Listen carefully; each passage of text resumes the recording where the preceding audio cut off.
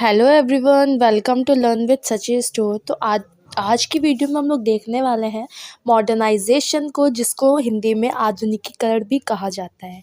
तो आधुनिकीकरण को विभिन्न सामाजिक वैज्ञानिकों ने विभिन्न रूपों में स्पष्ट करने का प्रयास किया है। कुछ समाजशास्त्रियों ने आधुनिकीकरण को एक प्रक्रिया माना है, तो कुछ ने इसे प्रतिफल के रूप में स्वीकार किया है। इस विषय पर विचारों में विभिन्नता के कारण बहुत सी परिभाषाएं देखने को मिलती हैं, लेकिन उन सारी परिभाषाओं में यह बात स्पष्ट होती है कि आधुनिकीकरण की अवधारणा का संबंध वैज्ञानिक मूल्यों से है। यह किसी समाज और संस्कृति के घेरे में बंद नहीं है। ऐतिहासिक दृष्टि से देखा जाए तो आधुनिकीकरण एक प्रकार की सामाजिक, आर्थिक एवं राजनीतिक व्यवस्था की ओर परिवर्तन की प्रक्रिया है, जो 17वीं शताब्दी से 19वीं शताब्दी तक पश्चिमी यूरोप तथा उत्तरी अमेरिका में और 20वीं शताब्दी तक दक्षिणी अमेरिका, एशियाई व अफ्रीका देशों में विकसित हुई। आधुनिकीकरण के बहुत सारे आयाम हैं। इसे कई स्तरों पर देखा जा सकता है, जैसे व्यक्ति, समूह एवं समस्त समाज। ठीक है, तो आइए देखते हैं हम लोग सबसे पहले आधुनिकीकरण की परिभाषा को। आधुनिकीकरण का संबंध एक खास तरह के अनुभव एवं विशेष प्रकार की संस्कृति से है। इसमें आर्थिक, सामाजिक और राजनीतिक गठबंधन होते हैं, इसे एक अलग पहचान देते हैं। आधुनिकीकरण सांस्कृतिक एकाधिकता है, जिसमें अनेक जातियां, भाषाएं और संस्कृति क्षेत्र होते हैं। आधुनिकता में लचीलापन होता है और यह हमेशा नए आविष्कारों में जुटी रहती है। इस काल का सौंदर्य बोध बड़ा परिष्कृत होता है। इसका पॉप कल्चर जादुई होता है। इसे खान पान, रहन सहन सभी में देखा जा सकता है। आधुनिकता एक प्रकार से औद्योगिक अर्थव्यवस्था का आईना होता है। यही आधुनिकता जब अत्यधिक विकसित हो जाती है, तब उसे उत्तर आधुनिकता कहते हैं।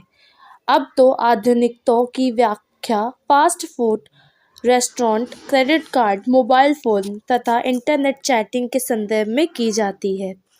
कुछ समाजशास्त्री आधुनिकीकरण को उसके संरचनात्मक पक्ष तक सीमित रखते हैं, तो कुछ उसके सांस्कृतिक पहलू पर जोर देते हैं। समाजशास्त्रियों ने आधुनिकीकरण की परिभाषा विभिन्न संदर्भ में दी है, जैसे प्रोफेसर MS मोर ने आधुनिकीकरण को एक जटिल अवधारणा कहा है, क्योंकि समाज को हम आधुनिक कहते हैं, उनमें भी पर्याप्त अंतर देखने को मिलता है। इसी प्रकार डॉक्टर श्यामचरण दुबे ने आधुनिकीकरण को एक प्रक्रिया कहा है, जो परंपरागत समाजों में प्रौद्योगिकीकरण आधारित समाज की ओर अग्रसर होती है।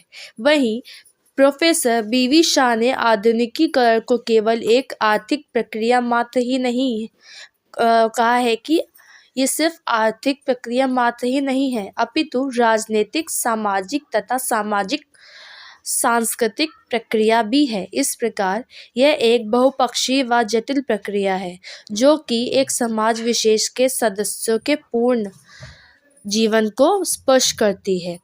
आधुनिकीकरण के लक्षण या सूचक। आधुनिकीकरण की व्यापकता। आधुनिकीकरण एक ऐसा प्रक्रिया है और इसलिए इसमें गतिशीलता है।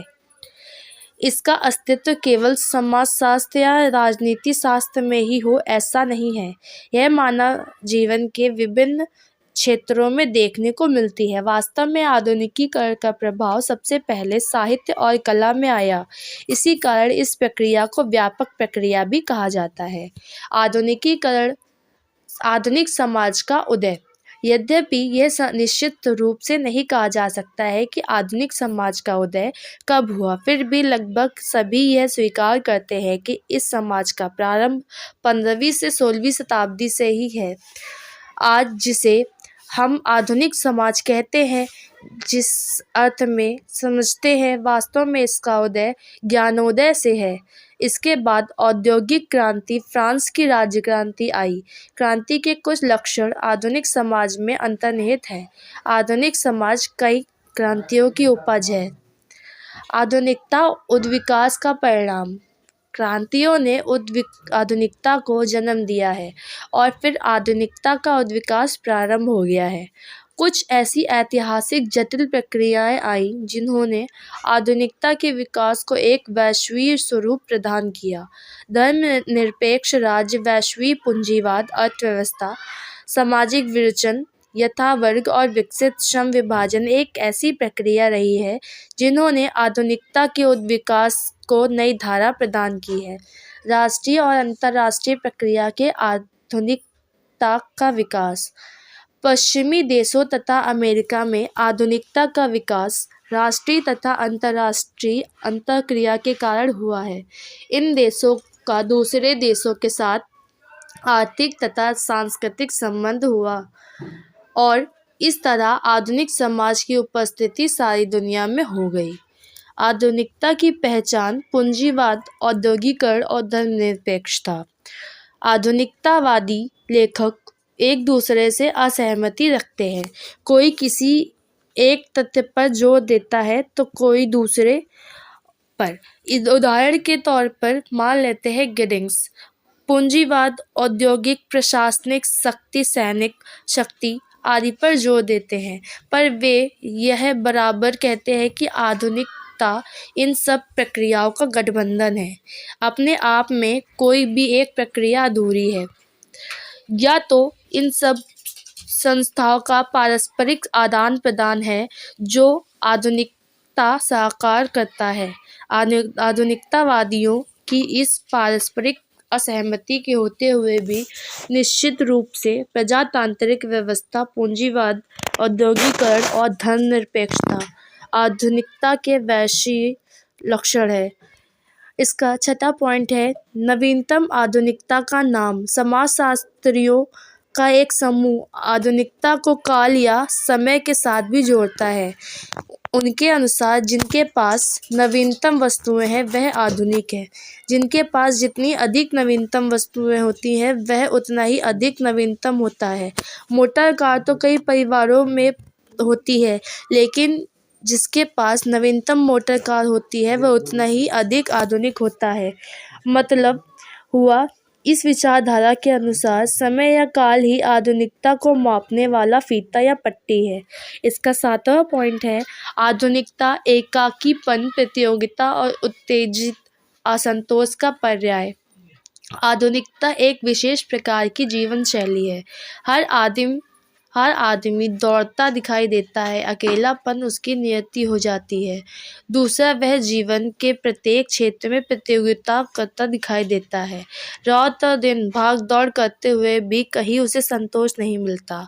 उसका यह संतोष कभी कभी उत्तेजित हो जाता है। आधुनिकता की ये लक्षण एकाकीपन, प्रतियोगिता और असंतोष मनुष्य की मनःस्थिति को दर्शाते हैं।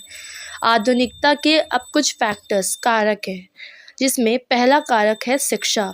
शिक्षा के अभाव में कोई भी परंपरागत समाज आधुनिकीकरण की प्रक्रिया से नहीं गुजर सकता। शिक्षा द्वारा मनुष्य में ज्ञान और हुनर को बढ़ाया जाता है। इसके द्वारा प्रौद्योगिक खोज का बढ़ावा मिलता है। ज्ञान और विज्ञान का प्रचार आधुनिकीकरण की प्रक्रिया के लिए एक नितांत आवश्यक शर्त है। यह मनुष्य को अपनी समस्याओं को सुलझाने और भविष्य के निर्माण में मदद करता है। संचार इसका दूसरा पॉइंट है।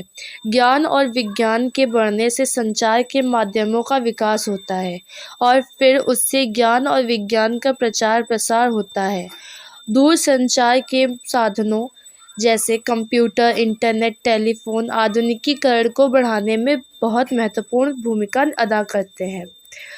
तीसरा पॉइंट है राष्ट्रवादी विचारधारा। आधुनिकीकरण की प्रक्रिया को बढ़ाने के लिए यह भी ज़रूरी है कि लोगों के बीच में राष्ट्रवादी विचारधारा को बढ़ाया जाए। यदि लोग भाई भतीजावाद, जातिवाद और क्षेत्रीयता जैसी संकीर्ण भावनाओं से ग्रसित रहेंगे तो कोई भी मुल्क तरक्की नहीं कर सकता। देश को आगे बढ़ाने के लिए यह ज़रूरी है कि लोगों के मस्तिष्क में राष्ट्रहित की भावना सर्वोपरि हो। संकीर्ण दायरे में जीने वाला व्यक्ति कभी भी राष्ट्र के हित की रक्षा नहीं कर सकता। तो अगर आपको मेरी वीडियो अच्छी लगी हो so please like, subscribe and share and thanks for watching.